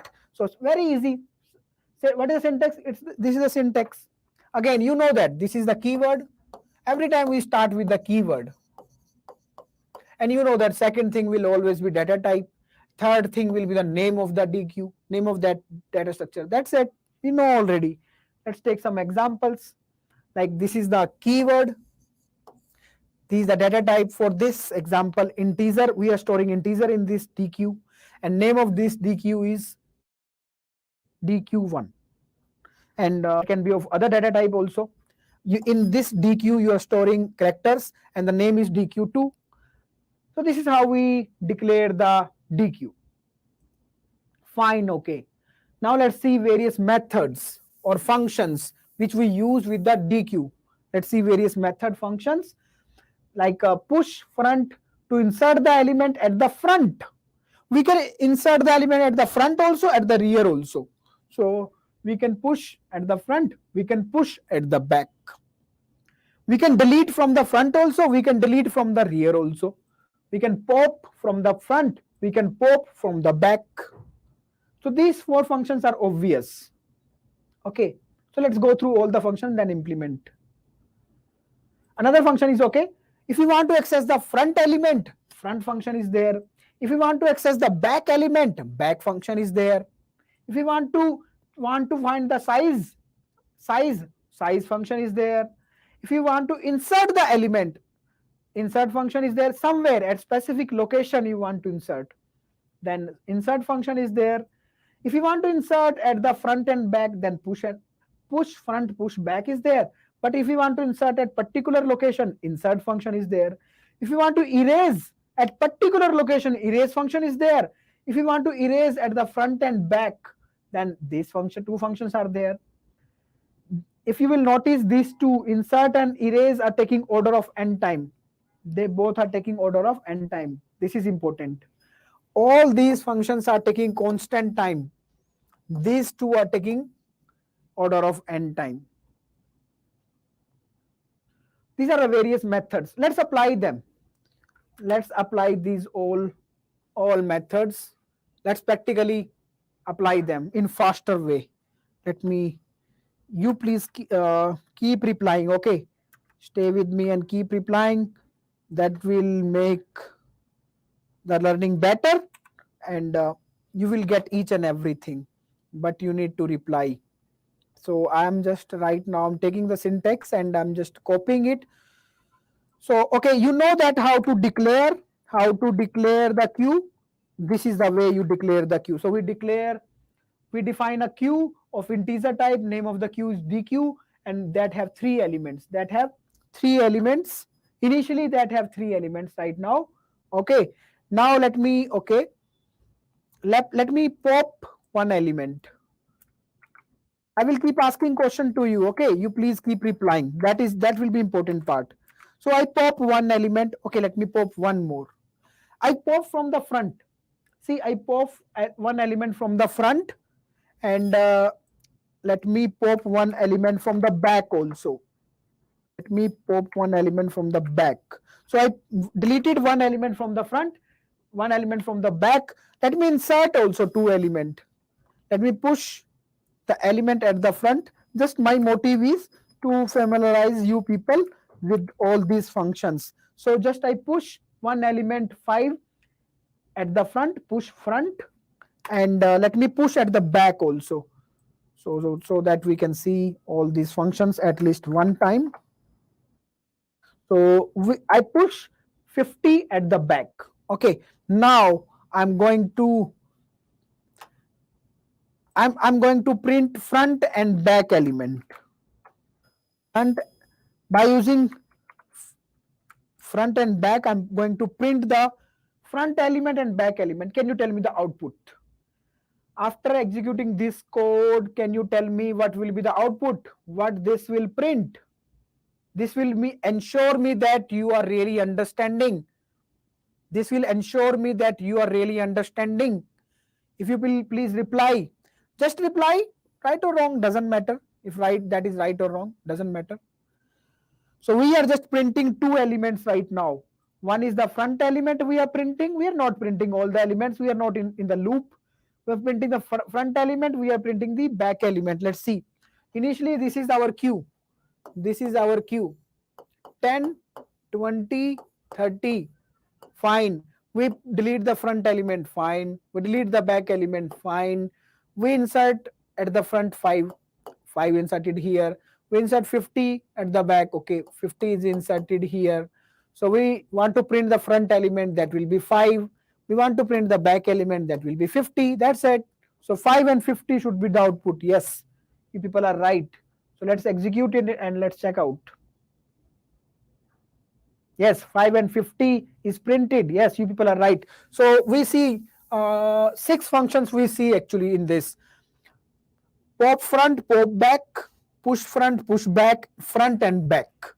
So we printed the front element and back element also. So 6 function we know now. Let me take other functions. So first of all, let me print one end line so that result will come to the next line. After that, okay, let me print all the elements until the size. So we are starting from the 0th element, going till the size of the Deque and printing all the element. That's it. So you can access the element. See, one thing you can notice is that you are directly accessing the element. At particular location, you are directly accessing the element. In the Deque, this is the Deque. This is not happen in Deque generally. if you will take the normal DQ, there you cannot access the element directly at any array, any index, but this is happening in the C++ STL. In C++ STL that is allowed, and even in constant time, you can access, just like you are accessing the array, you are accessing the DQ. And DQ is not implemented using the array or using the vector, that use the blocks, that use the pointers. So I will show you, but that will take constant time to access any element. Randomly we are accessing, and at any index we are accessing. We are accessing at every index, we are accessing the element. See, that is the maximum question that can be asked from the DQ. Fine, okay, let's, if I print it, this will print all the elements, because 3 elements are there, 5, 20, 50. 2 elements already we deleted, because so 5, 20, 50 were there. This loop print 5, 20, 50. Fine, okay. Now let's go to the insert function. So I'm taking the insert function. For that, okay, before that, insert function, you need to tell to the insert function where you will insert. I'm telling, okay, I'm taking a iterator. If you have not taken the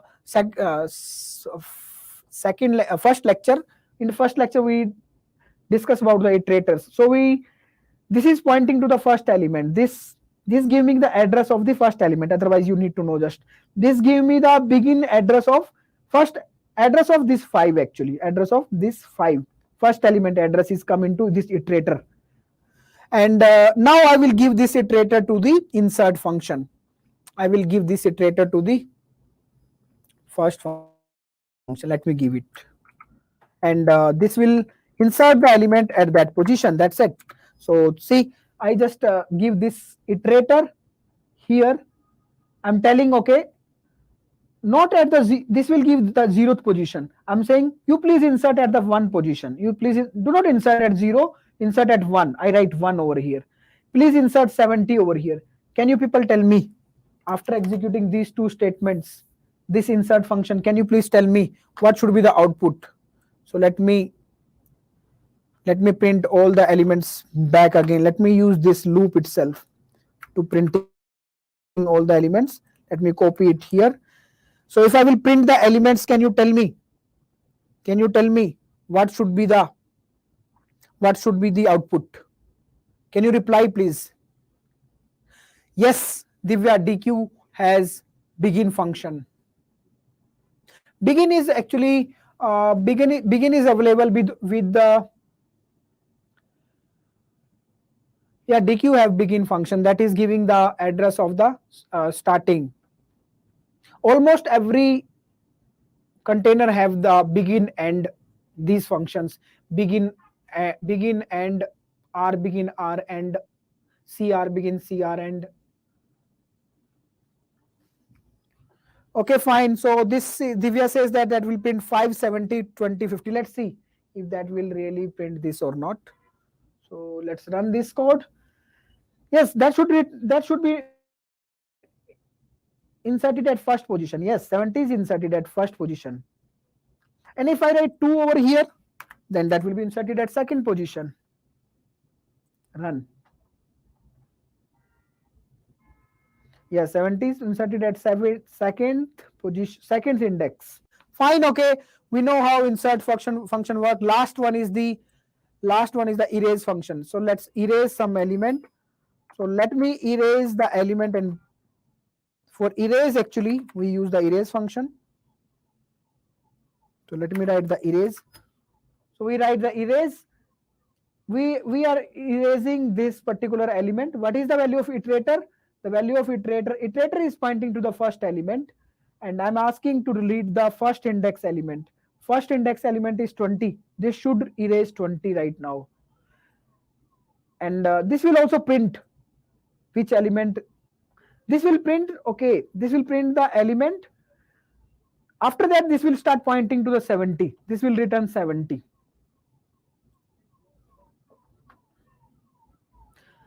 Do you understand why this is printing 70? This erase the 20th element because iterator is at the 0th position, and this is pointing to the 20th this position. So 20 is deleted. 20 is deleted. After deleting 20, this will return the iterator. This iterator will point to the next element. Next element is 70. So we print the value at that iterator 70. That's it. That's it. Cannot we directly add using insert function in DQ, sir? Like linked list, I think we need address of first position. Cannot we directly add using insert function in DQ? We can use, we can add, but we need to tell, okay, where we need to insert. Insert function is inserting the element at any position, anywhere in the DQ. But we need to tell, please insert at 5th position, 10th position. That we need to tell definitely. Otherwise, where that will insert? We need to tell, okay, where, at which position we need to insert and what element we need to insert. That's it. Fine, okay. I'm moving to my PPT now. I hope you get the ideas of these functions. We've gone through all the functions. If any doubt, please ask me. Keep asking. Your questions are more important, yes, than any new information. Okay, let me go through the internal working also of the how DQ work. Actually, that's also very easy. DQ store the data in the form of chunks, or you can say memory blocks. This is one memory block, another memory block, fixed size memory blocks. This is another memory block. Okay. And first thing is this. Done. Second thing, there is these two pointers are helping us to point to the last and first element. You know that begin actually point to the this should point to the data. Begin is pointing to the data 0. Okay, and last is end is pointing to the after the last element. Okay. Now we also have an array of pointers. We have also have an array of pointer. This array of pointer have the addresses of all these chunks. Okay, this array of pointer have address of all these chunks. That's it. This is the internal structure of the DQ. Let me repeat once again. Again, very easy. We are storing the data in the form of blocks. Fine. We are maintaining an array of pointers. Okay. The pointer store the addresses, yes. Whose address? The address of these blocks or chunks, whatever you call. The starting address of every chunk is maintained in this array of pointer. Fine. So this is how we are storing the data inside the DQ. Okay, fine. There is two pointer also. One is begin is pointing to the starting element and is pointing here past the last element. We know this thing. This is the structure. Okay, fine. How this structure is helping us to access the element randomly, first of all. How this structure is helping to access the element randomly. So you can see here, you know the starting address, you know the end address. Okay. Now you can mathematically you can calculate. Okay, you want to go to this location. You can directly go to this location. First, you need to select. You come to this address. This is an array. This is an array. You can directly come to this address. And in this also, this is okay sub array. This is sub array. This is not a one array. Okay, this is not a one array. So this is a we call them blocks. Okay, and yes. Directly I can come here and then directly maybe I can come here also. So I can find out this address direct. I can calculate this address. Why? Because I know the total size. I know the total size. If I know the total size, then I can calculate this particular address. Just like how we calculate in the case of array. In the case of array, we can in the array also we can directly go to a particular location. Here also we can go to a particular location directly. So yes, I can go directly to any location. Any address I can find directly, because here also I will come directly. I'm not going one by one. I'm just jumping through directly to that location. How? First I'm coming here, then I'm coming directly at that position. And this is I can do because I know the total size. How I know the total size? Because I know the beginning and end. So directly I can come to that location. Okay, so that's why I can access directly randomly any element also. I can randomly access any element. So let me read some important point that will also give us clarity. Otherwise, these are the same thing which I told you. First point, array of pointers keep record of memory chunks. Yes, this is keeping record of these memory chunks where actually we are storing the data. This point we know. Second point, as the number of elements grow, as the number of elements will grow, the chunk or the blocks, those chunks or the blocks of memory can be added. Okay, we can add more chunks we can add. And we can insert their addresses, these chunk addresses, into our array of pointer. Yes, this is also making sense. More data is coming, more chunks can be added, and their addresses can be put into the array of pointer. Yes, we know this thing. Third point, not we can insert element at the beginning and end in order of one time. Yes, see, we know the address of this location, we know the address of this, so we can insert the element here in constant time and here also in constant time. So inserting and deleting at the front and rear take constant time. Yes, that is possible. This all happening due to this type of structure. Another point, accessing a random element. Now random element access will take constant time. Why? Because we can calculate directly the location where we want to store. Why we can calculate that directly? Because we know the size of the DQ due to begin and end location. We don't know the size. If you say me that okay, go to the fifth location, I can directly tell go to this particular address. How? Because the starting address is maintained over here. In the starting address, I will add 4, 5, wherever you want to go, directly go over there. That's it. So directly we can access. Yes, this we can go in constant time. Okay, fine. Okay. Last point. One thing here can happen. Okay, in the worst case, what can happen in the worst case? If this array of pointer become full, this is the worst that can happen. If array of pointer become full, then what we will do? Okay, when this chunk will be full, we can take more chunk. That is not the creating the issue. But if this array of pointer will be full, then there can be a problem. Although this will happen rarely, because this is already a big size, means already this is maintaining so many chunks. So this rarely will happen, but still okay, let's suppose this also happens. Then what we need to do? Then again, see, this is the last point and important point. See, this is the beauty of this structure. Let's suppose this is full.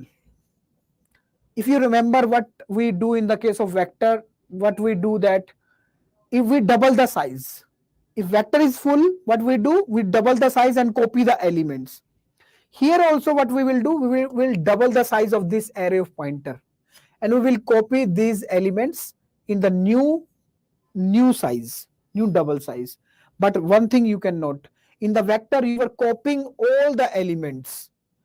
Here we are not copying the elements. Actual data is not copied.